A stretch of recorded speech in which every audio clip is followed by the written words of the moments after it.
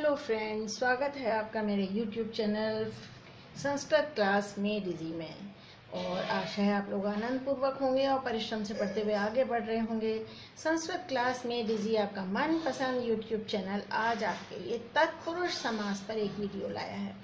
इस टॉपिक पे एक वीडियो पहले भी अपलोडेड है जिसके 3 पार्ट हैं, क्योंकि तत्पुरुष समास 3 प्रकार का होता है। लेकिन CBSE के लिए केवल एक ही इसका भेद कोर्स में है, विभक्ति लोप तत्पुरुष, और ये उनकी नई पाठ्य पुस्तक शेमुशी में दिए गए उदाहरण मैंने इसमें शामिल किए हैं। तो ये मेरे सब्सक्राइबर्स की रिक्वेस्ट थी कि एक ये वीडियो अलग से बनाया जाए शेमुशी के उदाहरणों पर, तो ये आपके लिए प्रस्तुत है। तो हम शुरू करते हैं तत्पुरुष समास। पहले तो ये जानो बच्चों कि समास होता क्या है। समास का मतलब होता है कंडेंस्ड कर देना। कोई चीज़, वाक्य, शब्द इतना बड़ा है, कोई पद बंद, उसको कंडेंस्ड करके छोटा कर देना समास कहलाता है।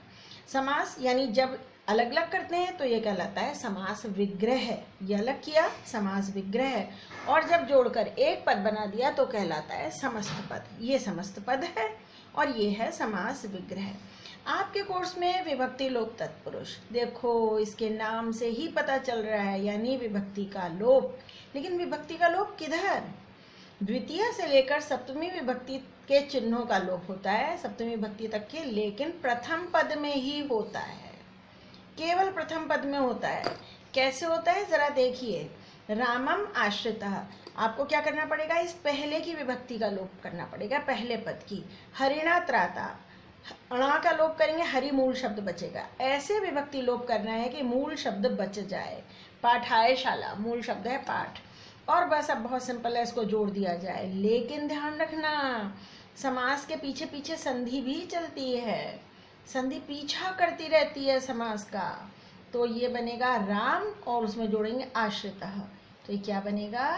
रामाश्रिता, रामाश्रितः शब्द बनेगा, राम पर आश्रित है जो। इसी तरह हरिणा त्रातः, हरि के द्वारा बचाया गया, त्रातः माने रक्षित, तो हरि मूल शब्द है, इसमें कोई संधि हो नहीं रही है, तो ये बनेगा हरि त्रातः, हरि के द्वारा बचाया गया। ऐसे ही पाठायशाला, ये तो आपको पता है, पाठशाला, ये शब्द आपका बहुत परिचित है। इसी तरह अब आप खुद करिए। वृक्षात पतितः, कौन से पद का लोप करेंगे? हम तो विभक्ति का लोप करेंगे। मूल शब्द है वृक्ष, वेरी गुड। वृक्षात पतितः, पेड़ से गिरा हुआ, ये शब्द बनेगा वृक्ष, और आगे बस जोड़ देंगे पतितः। अगर समास में पूरे नंबर चाहिए तो ध्यान रखेंगे अंत में जो विभक्ति आ रही है, विभक्ति चिन्ह जो भी है, म, हलंत है, विसर्ग है, आ की मात्रा है, वो वैसे का वैसा लगा देना, ठीक है। देव्याः दर्शनम, इसमें मूल शब्द क्या है? देव्या नहीं जी, इसमें मूल शब्द है देवी, देवी के दर्शन, षष्ठी विभक्ति थी, देवी दर्शनम, देवी दर्शनम हो गया, देखो सिंपल।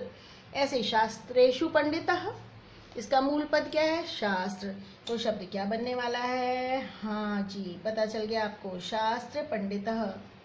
ये तो लिए कुछ एग्जाम्पल मैंने जिनमें आसानी से आपको समझ में आ रहा था, लेकिन आपने शायद नोट नहीं किया। इसमें क्रम है, देखो ये द्वितीय है, ये तृतीया, चतुर्थी, पंचमी, षष्ठी और सप्तमी, सारी विभक्तियों के एक एक एग्जाम्पल मैंने ले लिए हैं।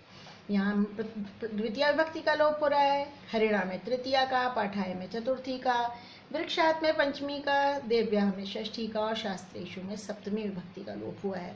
तो द्वितीय से लेके सप्तमी विभक्ति तक के लोप के एग्जाम्पल आपके सामने आ गए। अब हम आगे देखते हैं, ये हैं आपके पाठ्य पुस्तक के एग्जाम्पल। समास में पूरा सही हो उसके लिए एक टिप आपको दूं मैं कि हिंदी अनुवाद जरूर करिए। हिंदी अनुवाद करना आपके लिए मुश्किल नहीं है, आपने पाठ पढ़ा हुआ है। कालायस चक्रम, लोहे के पहिए, कालायस के चक पहिए, कालायस का षष्ठी विभक्ति का लोप हो रहा है, कालायस अ एंडिंग है, तो शब्द बनेगा, बोलो बोलो, कालायसस्य, कालायस, पहले तो कालायस पूरा लिखो, षष्ठी विभक्ति का स्य लगाओ, कालायसस्य, और आगे हम लिख देंगे चक्रम, कालायसस्य चक्रम, ये हो गया देखो षष्ठी विभक्ति इसका। फिर आगे देखिए, जनग्रसनम, जनों का ग्रसन ना कर ले कहीं, ये जो पर्यावरण अशुद्ध होता जा रहा है, लोगों का, षष्ठी विभक्ति है, जनानाम, जनानाम, पहला पद आपने लिख लिया, कोई दिक्कत ही नहीं, अब तो आप आगे लिख लेंगे। ग्रसनम, ऐसे कैसे उतार दो यहाँ, ग्रसनम। वाष्पयान माला, समास विग्रह करना है, यहाँ षष्ठी विभक्ति का लोप हो रहा है भाई। वाष्पयानों की माला, वाष्पयान एक नहीं हो सकता, बहुवचन होगा। वाष्पयानों की षष्ठी विभक्ति में बनेगा वाष्पयाना नाम। एक बात आपको और बताऊं रहस्य की, कि आपकी पाठ्य पुस्तक में षष्ठी विभक्ति के बहुत सारे रूप उदाहरण हैं। ये देखो, ग्राम अंते, ग्रामांते लिखा है, मूल शब्द ग्राम है, अंते तो अलग ही है, संधि हो रही थी। क्यों? क्योंकि संधि समास के पीछे चलती है। तो गांव के अंत में फिर षष्ठी है, ग्रामस्य अंते। ये देखो मैंने लिखा ग्रामस्य और आगे लिख देंगे अंते। फिर कुसुमावली, कुसुमों की अवली, अवली का अर्थ होता है पंक्ति, कुसुमों की फिर षष्ठी विभक्ति है, एक फूल की तो पंक्ति हो नहीं सकती, कॉमन सेंस भी लगाना पड़ेगा, बहुवचन है। तो कुसुमा नाम, मैंने कहा था ना षष्ठी विभक्ति बहुत है, कुसुमा नाम, और यहाँ लिखेंगे अवलिहि, कुसुमा नाम अवलिहि। अब कुछ एग्जाम्पल और देखे जाए आपकी पाठ्य पुस्तक के, ये देखिए, ये भी आपके किताब के एग्जाम्पल हैं। प्रस्तराणाम तले, फिर षष्ठी विभक्ति है, लोप कर देंगे षष्ठी का, तो यहाँ बचेगा प्रस्तर, प्रस्तर तले। पहले पाठ में से लिया गया है, इतना तो पढ़ ही लिया होगा अभी तक आप लोगों ने फर्स्ट चैप्टर तो। प्रस्तर तले। अब है राज्ञा पुत्र, राजा का पुत्र, फिर षष्ठी विभक्ति है, और तो ये बनेगा राजपुत्र। ये चैप्टर 2 है भाई। कौन सा? व्याघ्रमारी वाला पाठ है। व्याघ्रस्य भामिनी, फिर षष्ठी विभक्ति, देखो फिर यहाँ षष्ठी का लोप हो जाएगा, बचेगा व्याघ्र भामिनी, व्याघ्र भामिनी। जोड़ के लिखेंगे, जब समासिक पद बनता है तो ऊपर शिरोरेखा एक ही लगती है, पूरा एक। भयेन व्याकुला, यहाँ तृतीय है, मूल शब्द है भय, भय व्याकुलम, भय व्याकुलम। दूसरा शब्द ऐसे कैसे लिखा जाएगा? भय व्याकुलम।